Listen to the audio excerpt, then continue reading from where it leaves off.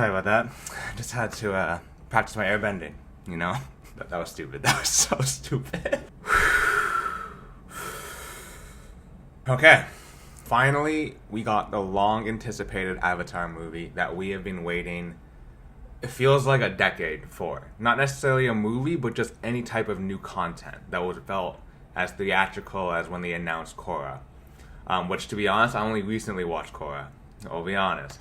But I have read the Kyoshi books, and I have watched the main series multiple times. And so, a lot of people are very upset, rightfully so, that this movie wasn't in theaters. Again, this is kind of an older conversation that happened in the last few months, but now that we're actually seeing the movie, we were kind of reminded, man, I wish I saw that in theaters. Especially of the beautiful animation, the stunning visuals, like, it felt it should have been in theaters. I believe even the Avatar team itself wanted it to be in theaters. It's in the widescreen like format for theaters.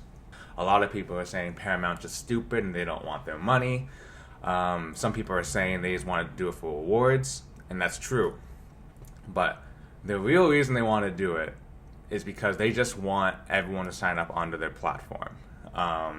This is kind of obvious, but like to them as a multi-billionaire media company, having people sign up is more profit to them than them going to the theaters and then the theaters getting a little cut of that money. This way, all that money is going straight to their service.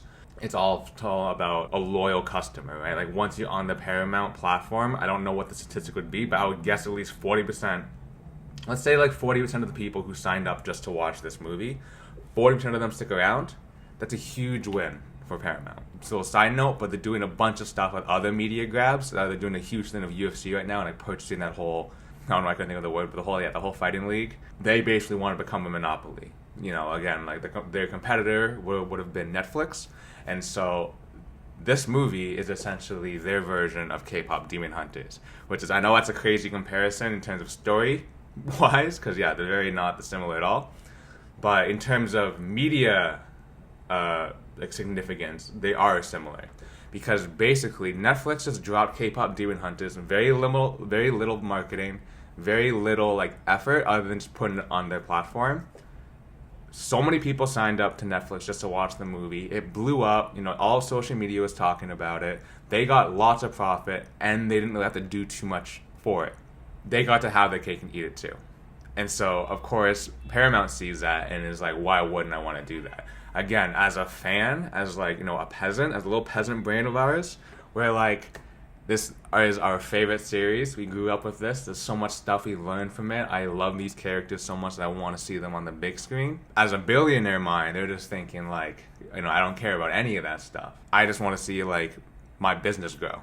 And that's truly what it comes down to. Whether or not you agree with their practices, you're still going to watch it. And so now the movie actually comes out, and everyone gets to watch it. I know the people who have watched it and from the leaks have had mixed reviews saying it was kind of average.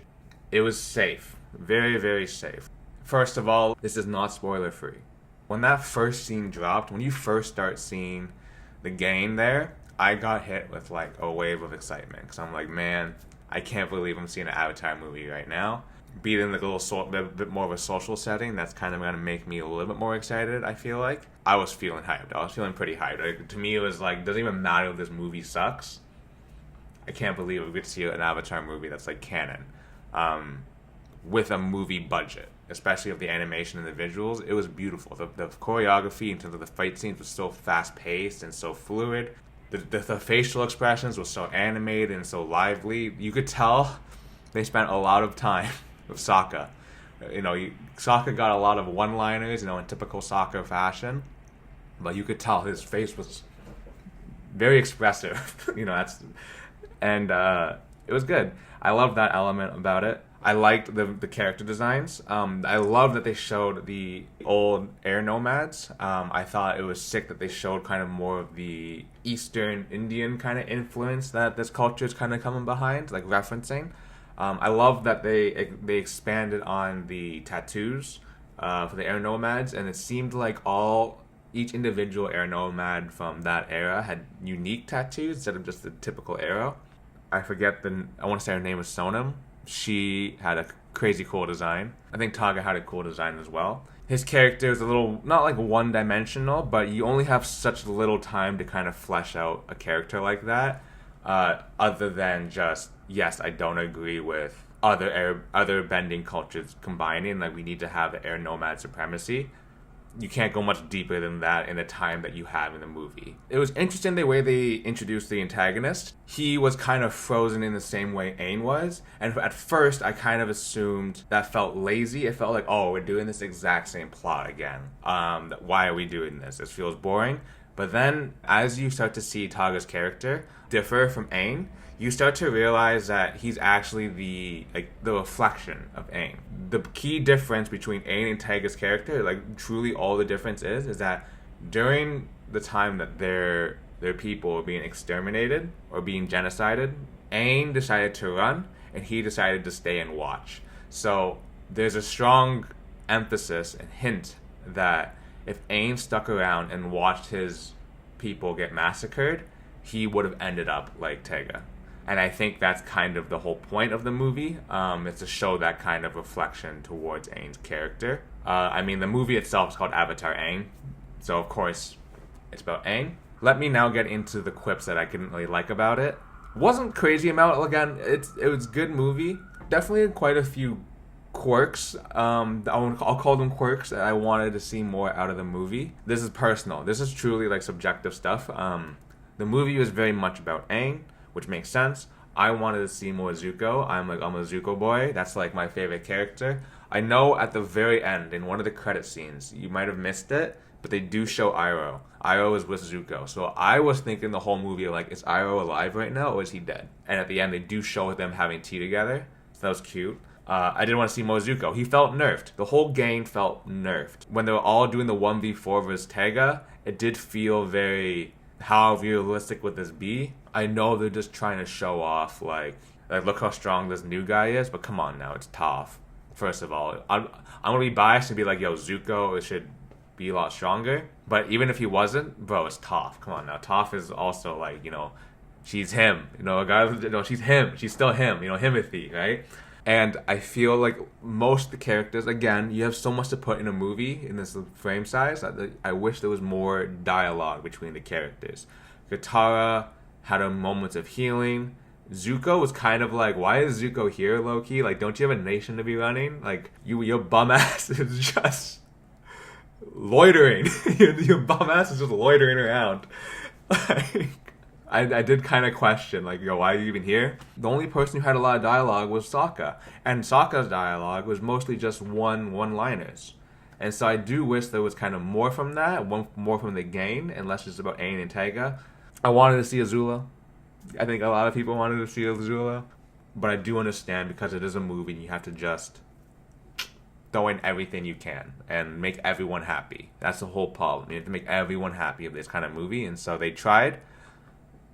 You know what? They kind of did. Again, nothing offensive. Nothing, again, safe. If I was writing something for the Avatar IP, that is a huge thing to carry on your shoulders, and you do not want to piss off this audience.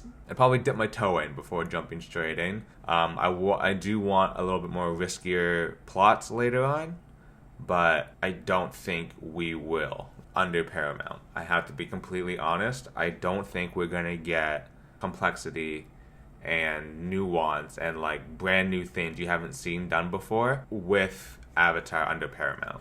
I might be wrong, and I truly want to be wrong. I don't think that's going to be the case. Now, that being said, I'm still very excited for the Seven Havens. I think if you are an Avatar fan and you really want to see more of the world, I would recommend going into the books. The Avatar books are cool because they don't have those limits that you're going to see from media companies kind of restrain them, and it's going to let you be more darker, be more realistic of what this kind of world would be like, and you don't have to censor it. What I'm trying to get at is in the Kyoshi books, you're going to see a lot more brutal uses of bending. I would recommend those if you do want more of this Avatar and you're feeling very excited and you're like, man, can't believe Avatar's back. I can't wait for Seven Havens. What should I do? Try starting out there.